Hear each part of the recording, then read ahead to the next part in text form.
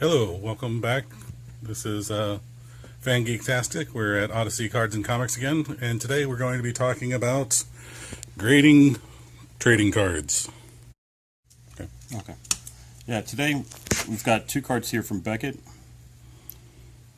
one card from PSA, and another one from SGC. So these are the three big card grading companies at this time. We're here to show you the difference between them and so forth. As you can tell, the two Beckett cards are actually the same card. One's a 10, one's a 9.5. Beckett actually outlines at least the four components that makes up their overall grade. As you can tell, it's centering, edges, the corners, and then the surface of the card. A lot of people make the mistake of trading or putting their trading cards in to be graded without actually wiping them down, especially chrome cards, which can leave fingerprints. You can get all kinds of dust and debris and so forth on the cards. It's best to at least take a nice nice soft cloth and kind of wipe the cards down. Like a microfiber? Like a microfiber, that'd be perfect. Before submitting them into Beckett or PSA or SGC. That way, at least you'll get the highest surface grade that you could possibly get.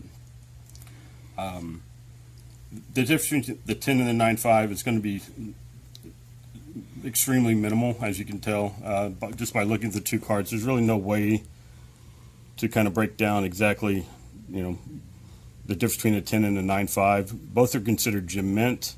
10 is actually pristine, is what Beckett calls that grade. All right, the PSA 10 over here is equivalent to the Beckett 9.5. All right, they're both considered gem mint according to the professional grading companies. Okay, so typically if you didn't like a grade on one, you could crack it, and you can crack open the case and submit it to the next company and see if you can get a better grade. But most of the time they should be pretty equivalent. You shouldn't see a huge spike from one to the other. And then of course, then the new one is SGC. They've kind of stepped up and actually got into play here with the amount of cards that are being submitted into Beckett and PSA at this time, that the timetables and the delivery has been skewed big time for both of the former two companies. And so SGC is actually getting into the mix now as well with their grades.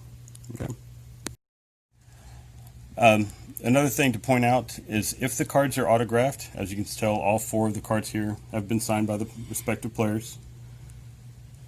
Beckett will actually grade the autograph as well as authenticate it. So if the card is submitted into Beckett with an autograph, they will grade the autograph.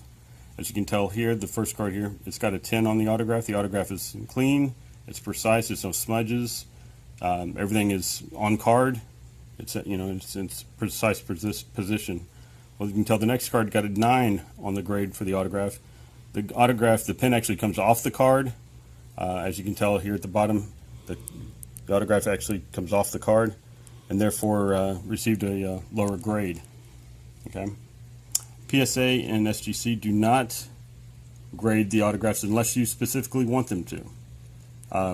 Typically, cards that are autographed that come out of the packs are already authenticated.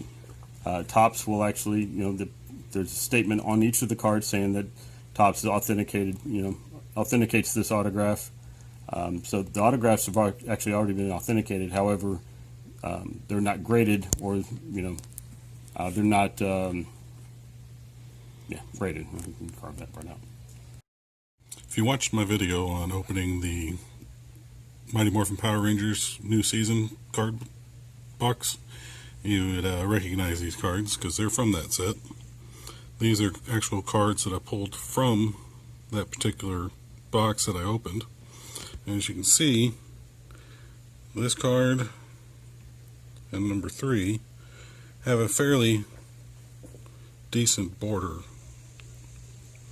It's still not perfect, but it's pretty close to being probably around a 9 on the centering, whereas 63 and 9 are nowhere near centered. You're about twice as close or twice as far on one side as the other, on both of these. Not to mention the fact that straight out of a pack you have paint, or you got chipping, you got bad corners,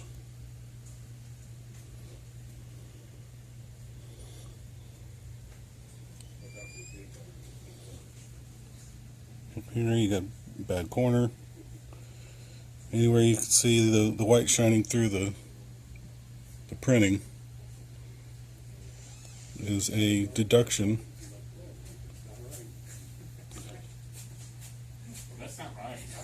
See all the discoloration, or the white showing through there. Alright, these are some 1976 Star Trek trading cards that I purchased off of a seller on eBay about a year ago. And a quick glance at them, you can see there's some centering issues, some a little better than others. But once you start taking a closer look, you start seeing the edges are horrible, the corners are damaged. Some of them have really bad surfaces. You can see the damage up here, damage on that corner. And if my camera focused a little better, you'd be able to see it a little better.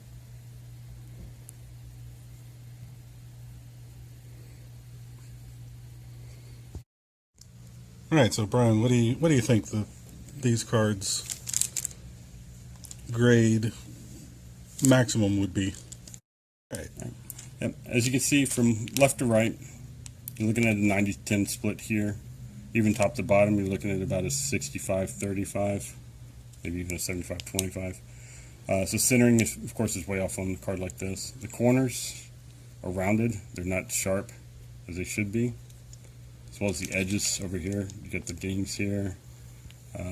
I'd say from the front of this card, you're looking at maybe a 5 to a 4, and then if you look at the back.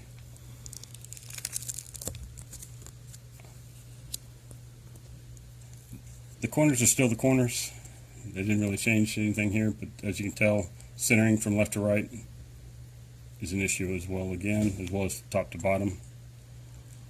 You should have an equal amount of blank space here as you do down here, which isn't the case. It's the same as here and here. So therefore this card would probably get about a 4 now, compared to what it was before. So the back didn't help, it actually hurt. When it comes to collecting cards for your sets, a 4 or 5 is about the minimum that I would recommend for a card set of non-sports. Now, if you're looking at cards from, the 1940s and before, it might be a little harder to find cards that are a 4 or 5 or better. And that's just because most people didn't collect them back then. They just kind of threw them in a box, and sometime 30 years later they found them. Now, with these cards here, these I bought as part of a set that I'm trying to put together. These cards were sent to me by a seller on eBay, saying that they were in excellent condition, and they were, what he used to complete sets. And if you look at them, this card right here looks like it was laying on the floor of someone's room, being stepped on at least 30 or 40 times a day. So a grade on this one, what do you think, Brian? 1.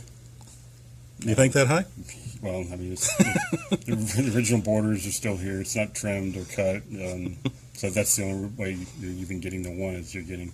But it's solid. It hasn't been modified. Right. However, it's been creased. You can see the creases here. This almost looks like water damage down here. More creases up at the top. The back is probably going to even hurt you more. Basically, just confirms the crease. You're looking at a 1. Okay. And, unacceptable for a set. And this one is in better condition. but in my opinion, still not worth being put into a set. Mainly to do with this crease that I see here. That's correct. And even at the edge on the top. Yes, yeah. Yeah, that edge is pretty rough. It's like someone shaved it. Yep. And then this is another one that came from the same group that I bought from that one seller. And if you look down at this corner, Yeah, it's horrible. it actually separates. Oh yeah. Yep.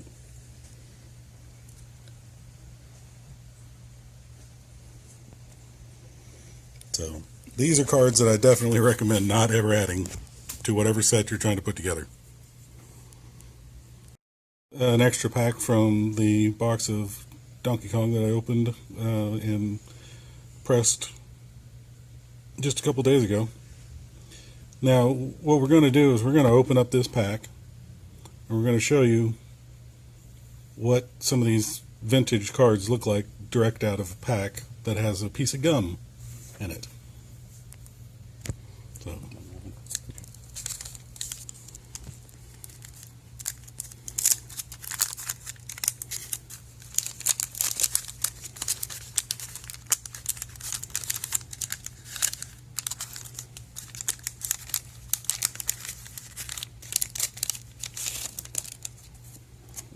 do not eat the gum. Yummy.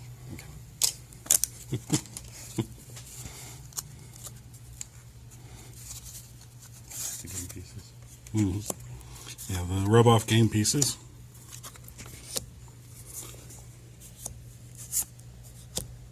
It's like the rub-off aspect is still fairly good. You got some missing on this one.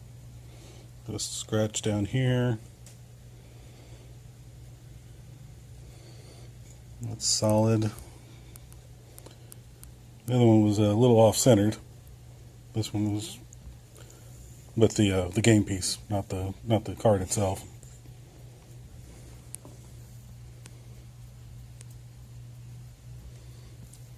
Yeah, if you want to pick one, we'll talk about. All right, so let's go ahead and take a look at the Keep Moving card. Yep. It's actually this is actually probably one of the best cards out of the pack. The centering looks pretty dead on, from top to bottom, even left to right.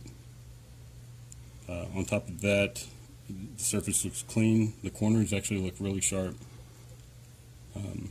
This is at least a 9,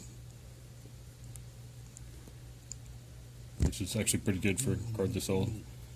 Yeah, so there's going to be some Little dust, Yeah, again, most likely from the gum. yeah.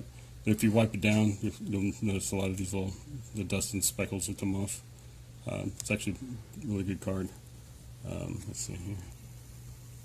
Watch me mess it up on the way. Okay, here we go. The back, again, looks like you got maybe an edge issue right here.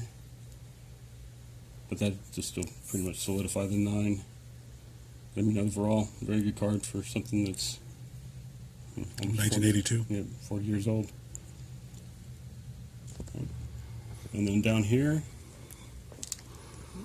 this is actually, if you look at the front of the cards, it was actually one of the better ones. However, this is going to be an issue with the back. This is your bubblegum card. So as you can see, the back of the card here, with the stain from the gum, it will leave a stain. Even with back in the day, if this gum was fresh, you'd end up with sugar marks around it. That was very common with a lot of the baseball cards, which is why they stopped putting gum in packs moving forward. The card should look like this one here. Should be nice and clean, nice and white, and not have that huge stain. And this one is not one of the best ones because this is the one that has the scratches. This one here has the scratch offs off-centered, so that will lower the grade, not to mention that it's not centered side to side. It is pretty good top to bottom. Yep. So that is our pack of cards for the 1982 Donkey Kong trading cards. Thank you for joining us with the intro to card grading. Remember, for everything that you are a fan of, everything you geek out about, Fan Geektastic is here for you. Remember to like and subscribe if you enjoyed this video.